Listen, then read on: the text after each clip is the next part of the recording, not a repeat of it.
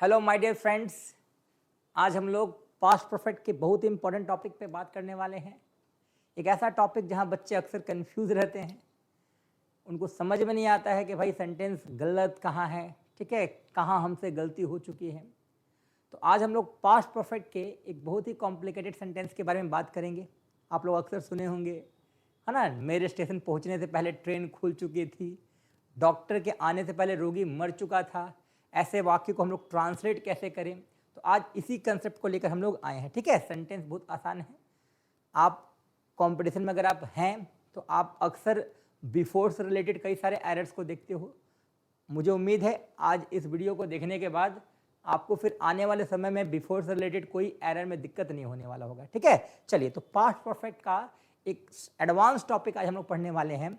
Double sentence वाले topic को हम लोग पढ़ने वाले। ठीक है, ये भी टॉपिक पास्ट परफेक्ट का ही है।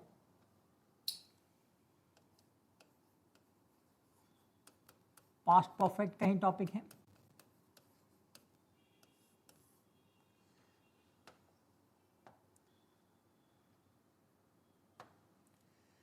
चलिए, तो एक सेंटेंस है, मेरे स्टेशन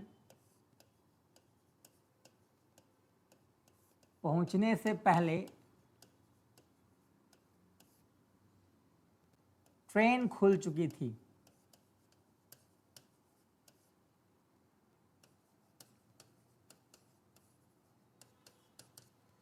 चलो, तो ये सेंटेंस है, मेरे स्टेशन पहुंचने से पहले ट्रेन खुल चुकी थी। हो सकता है हिंदी में कुछ गड़बड़ी हो सकता है, ठीक है, मेरा हिंदी थोड़ा सा कमजोर है, बट इंग्लिश एकदम बढ़िया है। इंग्लिश आपको एकदम समझा सकते हैं हम, तो टेंशन नहीं लेना है। सेंटेंस क्या है, मेरे स्टेशन पहुंचने से पहले ट्रेन खुल चुकी थी। ध्यान देना, यहाँ डबल सेंटेंस है, ट्रेन खुल चुकी थी और मेरा स्टेशन पे पहुंचना, यहाँ डबल सेंटेंस है। पहला सेंटेंस है मेरे स्टेशन पहुंचने से पहले, और सेकेंड सेंटेंस है ट्रेन खुल चुकी थी। और इन दोनों सेंटेंस को जोड़ने वाला एक शब्द है से पहले। से पहले ध्यान देना है, इससे पहले की अगर हम लोग बात करें तो माइंड में बैठा लेना, ये बहुत ही इंटरेस्टिंग टॉपिक है। से पहले, अगर हम लोग से पहले की बात करें तो से पहले के लिए अंग्रेजी में दो शब्द हैं। एक शब्द बिफोर है और एक शब्द अगो है। बिफोर और अगो, ठीक है, ये दो शब्द है से पहले का। बच्चे कंफ्यूज, सर बिफोर कहां लगाएं और एगो कहां लगाएं। एकदम आसान सा कंसेप्ट है। देखो, बिफोर का मतलब भी से पहले और एगो का मतलब भी से पहले। दोनों में समझना क्या है आपको। बिफोर की अगर हम लोग बात करें तो वो अक्सर उस केस में इस्तेमाल होता है जहां नाम वाला सेंस होता है। नाम वाला सेंस समझ रहे हो, जैसे मैंने अगर बोला जुलाई, तो जुलाई का मतलब जुलाई होता है। लेकिन मैंने बोला 7 महीना या 8 महीना या 10 महीना, कौन सा 7 महीना कौन सा 8 महीना मुझे पता नहीं है। यानी अगर मैंने बिफोर की बात की तो समझ लेना जहां नेम वाला कंसेप्ट है वहां बिफोर का हम लोग इस्तेमाल करते हैं। जैसे जनवरी फरवरी मार्च की बात करेंगे तो हम लोग वहां बिफोर लगा सकते हैं। लेकिन 1 महीना 2 महीना 3 महीना की अगर हम लोग बात करेंगे तो उस सेंटेंस में हम लोग क्या लगाएंगे, एगो लगाएंगे। यानी कि नेमिंग कंसेप्ट में बिफोर लगता है और नो नेमिंग कंसेप्ट में एगो लगता है। नो नेमिंग कंसेप्ट में एगो लगता है। चलिए बताइएगा, सोमवार मंगलवार बुधवार, अगर हम लोग सोमवार मंगलवार बुधवार की बात करें तो निश्चित तौर पे ये नाम है, तो नाम वाले कंसेप्ट में हम लोग क्या लगाते हैं, बिफोर लगाते हैं। और अगर हम लोग बात करें 1 दिन 2 दिन 3 दिन 4 दिन, निश्चित तौर पे ये नाम नहीं है, उस कंसेप्ट में हम लोग क्या लगाते हैं, एगो लगाते हैं। ठीक है, तो बिफोर नेमिंग कंसेप्ट में इस्तेमाल होता है, जबकि एगो नो नेमिंग कंसेप्ट में इस्तेमाल होता है। अगर मैं बोल रहा हूं 2005 तो निश्चित तौर पे ये साल का नाम है। 2007 2008 2022 ये सब नाम है। लेकिन मैं बोलूं 1 साल पहले या 2 साल पहले या 3 साल पहले, तो ये नाम नहीं है। तो जहां नाम नहीं है वहां एगो का कंसेप्ट लगता है, और जहां नाम है वहां बिफोर का कंसेप्ट लगता है। ठीक है, ध्यान देना। अगर मैंने एक सेंटेंस लिखा,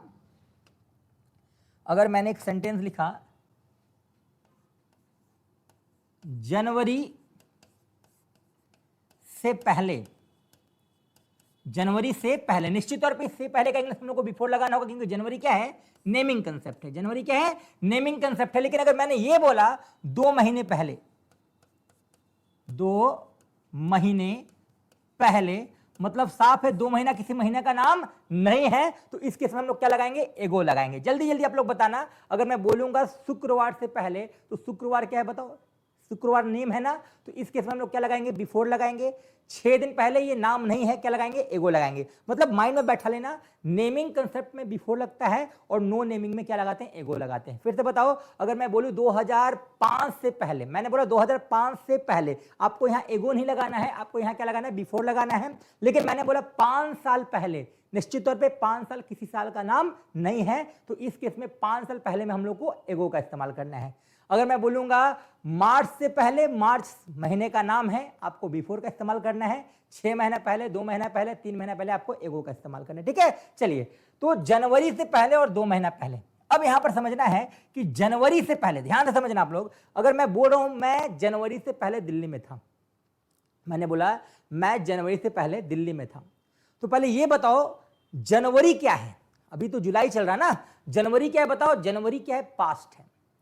जनवरी क्या है, पास्ट है। जनवरी क्या है, पास्ट है।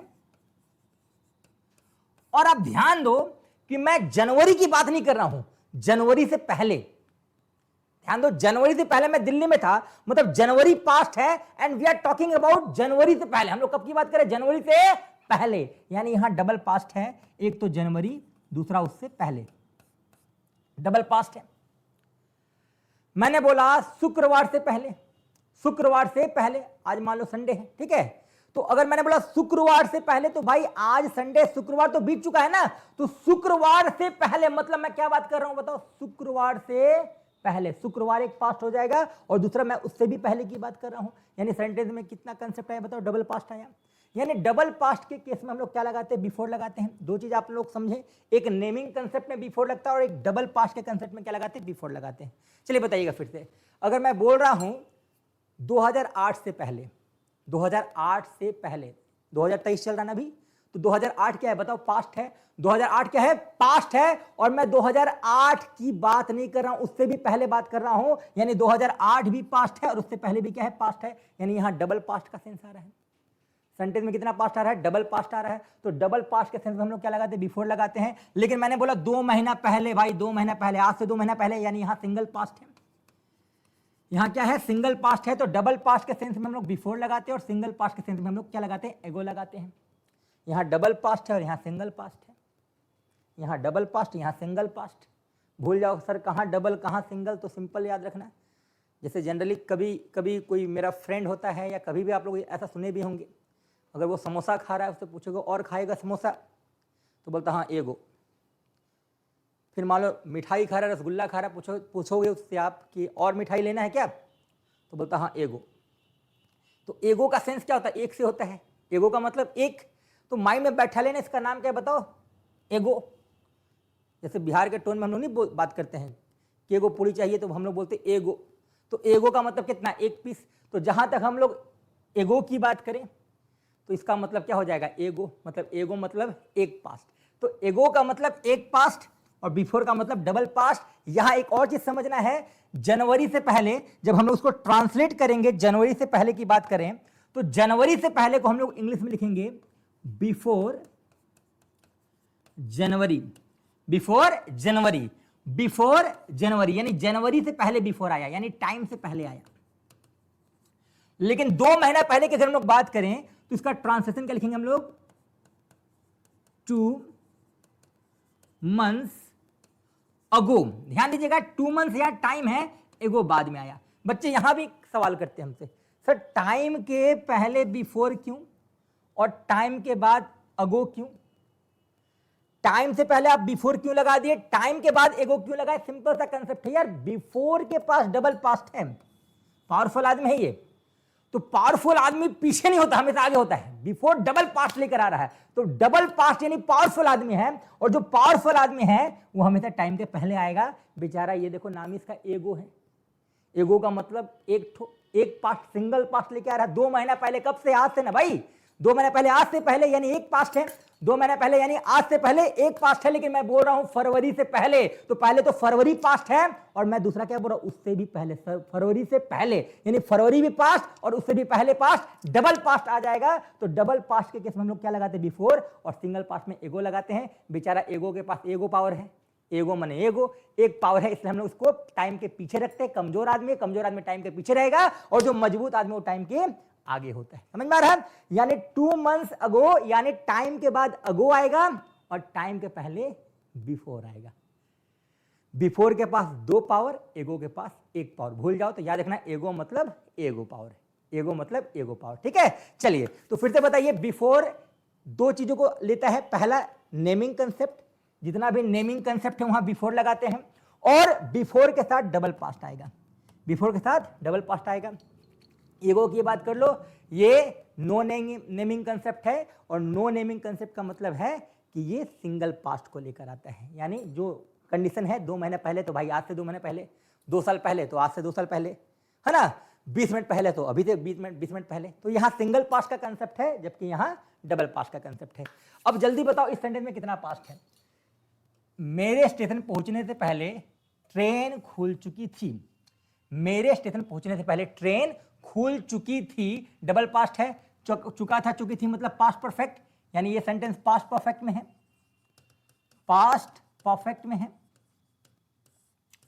और मेरा स्टेशन पे पहुंचना अंत में ना है ना था है। मैंने बताया था इसके अंत में है और था नहीं होता, वो ऑड टेंस होता है। निश्चित तौर पे ये घटना हो चुका है, इसलिए ऑड टेंस में सिंपल प्रेजेंट नहीं लेकर हम लोग क्या लेंगे, सिंपल पास्ट लेंगे। सिंपल पास्ट का रूल क्या होता है, subject plus V2 plus object. यानी मेरे स्टेशन पहुंचने से पहले ट्रेन खुल चुकी थी, ये काम निश्चित तौर पे पूरा हो चुका था। ट्रेन खुल चुकी थी, ये थी मतलब पास्ट, और जो काम हो चुका था वो क्या हो गया, परफेक्ट। तो ये पास्ट परफेक्ट है। इस वाक्य के अंत में ना है ना था है। मैंने बताया था जिसके अंत में है और था नहीं होता उसको हम लोग क्या बोलते हैं, ऑड टेंस बोलते हैं। और ऑड टेंस किस में आता है, सिंपल पास्ट में आता है। और सिंपल पास्ट का रूल क्या होता है, subject plus V2 plus object. और पास्ट परफेक्ट का स्ट्रक्चर क्या होता है, subject plus had plus V3 plus object. यानी यहां पास्ट परफेक्ट है और यहां सिंपल पास्ट है, दो पास्ट है, पास्ट का डबल कंसेप्ट है। तो यहां से पहले का इंग्लिश क्या हो जाएगा, बिफोर हो जाएगा। आप एगो मत लगाना यहां पर, यहां डबल पास्ट का कंसेप्ट है तो डबल पास्ट में हम लोग बिफोर लगाते हैं। इस सेंटेंस में क्या लगाएंगे, बिफोर लगाएंगे। ठीक है, चलिए तो मेरे स्टेशन पहुंचने से पहले ट्रेन खुल चुकी थी, ये हमारा पहला वाक्य है और ये हमारा दूसरा वाक्य है। अब सवाल है कि सर इसका स्ट्रक्चर क्या होगा। तो स्ट्रक्चर एकदम आसान है। पहले हम लोग लॉजिक की बात करते हैं, लॉजिक की बात करते हैं। लॉजिक क्या कहता है, मेरे स्टेशन पहुंचने से पहले ट्रेन खुल चुकी थी। पहले क्या हुआ, मैं स्टेशन गया, ट्रेन खुल चुकी थी, यानी पहले ट्रेन खुल चुका था। लॉजिक क्या कहता है, ट्रेन खुल चुका था, यानी पहले हम लोग को सेकंड सेंटेंस लेना होगा, सेकंड सेंटेंस। और सेकंड सेंटेंस का रूल क्या है, subject plus had plus V3 plus object. और दोनों को जोड़ने वाला कौन है, बिफोर है। और बिफोर के बाद क्या आएगा, first sentence. First sentence, first sentence का रूल क्या है, subject plus V2 plus object. चलिए तो लॉजिक के अनुसार ट्रेन पहले खुल चुकी थी, ट्रेन खुल चुकी थी। अच्छा यहां ध्यान देना है, ट्रेन कॉमन नाउन है ना, स्टेशन भी कॉमन नाउन है। तो जितने भी कॉमन नाउन है मैक्सिमम किसमें हम लोग वहां द का प्रयोग करते हैं, है ना। जैसे अगर मैं बोलूंगा कि रवि, तो ये प्रॉपर नाउन है। लेकिन मैंने बॉय की बात की तो बॉय कॉमन नाउन है। और जब डबल सेंटेंस है तो निश्चित तौर पे वो स्पेशल है, तो उस केस में हम लोग द का प्रयोग करते हैं। जब भी कॉमन नाउन डबल सेंटेंस में होता है हम लोग वहां द का प्रयोग करते हैं। तो यहाँ ध्यान देना होगा, ट्रेन खुल चुकी थी, ट्रेन यहाँ कॉमन नाउन है, सेंटेंस डबल है, तो आपको ट्रेन के साथ द का प्रयोग करना है। सब्जेक्ट में ट्रेन जो है वो द लेगा, the train. The train had लेगा, चूंकि ऑप्शन एक ही है, सब्जेक्ट सिंगुलर हो प्लूरल हो फर्क नहीं पड़ता। पास्ट परफेक्ट में क्या लगाते हैं, हैड लगाते हैं। तो द ट्रेन हैड, खुलना का स्टार्ट होता है, हम लोग को यहाँ V3 क्या लेना होगा, started. The train had started. दोनों सेंटेंस को कौन जोड़ रहा है, बिफोर जोड़ रहा है, बिफोर। सब्जेक्ट कौन है, मैं यानी आई। पहुंचना का इंग्लिश क्या हो जाता है बताओ, रीच। लेकिन हमको V2 चाहिए, तो रीच का V2 क्या हो जाएगा, रीच्ड। रीच का V2 reached, REACHED। Before I reached, station भी यहाँ कॉमन नाउन है और सेंटेंस डबल है, तो स्पेशल केस में हम लोग क्या लगाते हैं, द स्टेशन, द स्टेशन। चलिए, तो सेंटेंस क्या बनेगा? The train had started before I reach the station. Sentence क्या बनेगा? The train had started before I reach the station. यानी आप इस सेंटेंस को लॉजिक से क्या बनाएंगे? पहले सेकंड सेंटेंस दोनों को जोड़ेंगे बिफोर से, बिफोर के बाद क्या आ जाएगा? First sentence. लेकिन अगर कभी कभी आप किताब में भी देखते होंगे कि सेंटेंस को अलग तरीके से भी लोग बना देते हैं। यानी लॉजिक से तो आपने सेकंड सेंटेंस को पहले लिया, लेकिन अगर हम लोग सच्चाई की बात करें, ट्रुथ की बात करें, सच्चाई की बात करें, तो यहां एक कंसेप्ट आएगा कि भाई मेरे स्टेशन पहुंचने से पहले ट्रेन खुल चुकी थी। पहले हम स्टेशन गए ना, तब हम क्या देखे? ट्रेन को खुलते हुए। जब हम स्टेशन गए तब ट्रेन को क्या देखे? खुलते हुए देखे। दो कंडीशन है। लॉजिक में लोग क्या कहता है? पहले ट्रेन खुला तब भाई साहब स्टेशन पे आए, पहले ट्रेन खुला तब भाई साहब स्टेशन पे आए। लेकिन सच्चाई क्या है? जब भाई साहब स्टेशन पे गए तो उन्होंने क्या देखा? ट्रेन खुल गई। तो दो कंडीशन है, एक लॉजिक जो समाज का कंसेप्ट है और एक ट्रुथ जो पर्सनल कंसेप्ट है। भाई साहब जब स्टेशन गए तो क्या देखे? ट्रेन खुल चुकी थी। मतलब उनके अनुसार पहले वो स्टेशन गए तब वो ट्रेन को खुलते देखे। यानी इस कंसेप्ट में हम लोग क्या करेंगे? हम लोग फर्स्ट सेंटेंस को पहले ले लेंगे। यानी यहां से सेंटेंस एकदम आगे आ जाएगा, यानी बिफोर आएगा प्लस फर्स्ट सेंटेंस आएगा, फर्स्ट सेंटेंस। और फर्स्ट सेंटेंस का रूल आपको पता है, subject plus V2 plus object, दोनों को जोड़ने वाला बिफोर अब आगे आ चुका है। यानी अब यहां हम लोग कॉमा का प्रयोग करेंगे। उसके बाद क्या लेंगे? Second sentence. सेकंड सेंटेंस जिसका रूल होता है subject plus had plus V3 plus object. अब जब हम लोग उसको ट्रांसलेट करेंगे बच्चे, तो इस सेंटेंस को हम लोग ट्रांसलेट कैसे करेंगे? ध्यान देना है। सेंटेंस का ट्रांसलेशन हो जाएगा बिफोर। ध्यान देना, बिफोर, यहां पर सेंटेंस क्या हो जाएगा? Before first sentence. सब्जेक्ट कौन है? मैं है, आई। आई को V2 चाहिए, तो रीच का V2 क्या हो जाएगा? Reached the station, before I reach the station. दोनों सेंटेंस को जोड़ने वाले बिफोर अब आगे आ चुका है, तो हम लोग को कॉमा लगाना होगा। Before I reach the station the train had started, the train had started. मतलब सेकेंड सेंटेंस इस बार बाद में आएगा, फर्स्ट सेंटेंस पहले आएगा। मतलब ऐसा जब भी आपको एग्जाम्पल मिले तो आपको दो कंसेप्ट को फॉलो करना है। पहला समाज का कंसेप्ट लॉजिक, दूसरा पर्सनल कंसेप्ट सच्चाई। जैसे अगर हम बोले डॉक्टर के आने से पहले रोगी मर चुका था, डॉक्टर के आने से पहले रोगी मर चुका था, समाज के लोग तो यही कहेंगे। रोगी मरा तब डॉक्टर भाई साहब आए। तो इस कंसेप्ट में हम लोग क्या करेंगे? पहले रोगी को मारेंगे, the patient had died then before the doctor came. लेकिन डॉक्टर का भी तो कुछ कंसेप्ट है। डॉक्टर जब वहां गया तब क्या देखा? रोगी मर चुका था। तो उस कंसेप्ट में हम लोग क्या बोलेंगे? Before the doctor came, comma देंगे, द पेशेंट हैड डाइड। तो ऐसे वाक्य को हम लोग दो तरीके से बना सकते हैं। आप इसको लॉजिक से भी बना सकते हैं और आप इसको ट्रुथ से भी बना सकते हैं। एसएससी के जितने भी बच्चे हैं जो कॉम्पिटिशन की तैयारी कर रहे हैं, वहां ध्यान देना होगा कि जब भी आप बिफोर को देखोगे, ध्यान देना, बिफोर को देखोगे और सेंटेंस डबल है, तो माइंड में बैठा लेना कि बिफोर के बाद आपको subject plus V2 plus object ही चाहिए। ध्यान देना, बिफोर के बाद आपको subject plus V2 plus object ही चाहिए। जितने भी कंपटीशन के स्टूडेंट्स हैं, जैसे मान लो अगर हम एक सेंटेंस लेते हैं,